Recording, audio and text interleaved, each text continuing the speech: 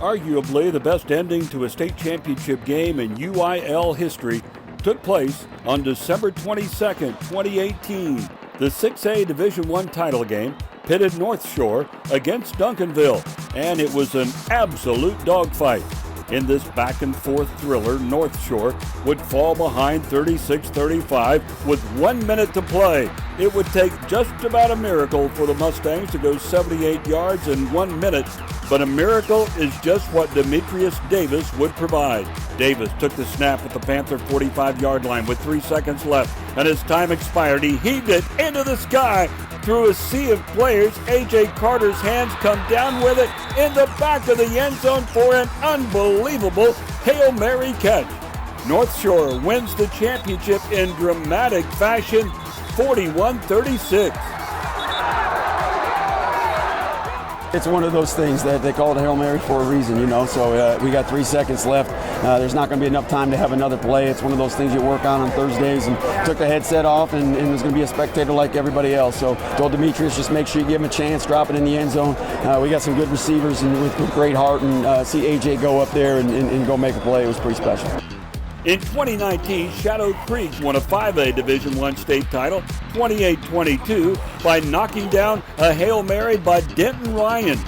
It was only the second year of varsity football for the Sharks, and they would move on to 6A after the win. Same thing happened for Katy Pato in 2021. Pato finished its last 5A season with a Jacob Brown 1-yard touchdown in overtime to win the state championship, 27-24. In 2017, Cy Falls made it to its first ever state basketball tournament, and they made it count. Led by a starting 5 of all juniors, the Golden Eagles won their semifinal game in 3 overtimes before taking down San Antonio Wagner 63-57 in the final.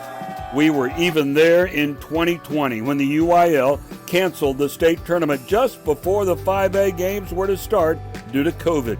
Yates, Hightower, and Dickinson never got a chance to compete for that trophy.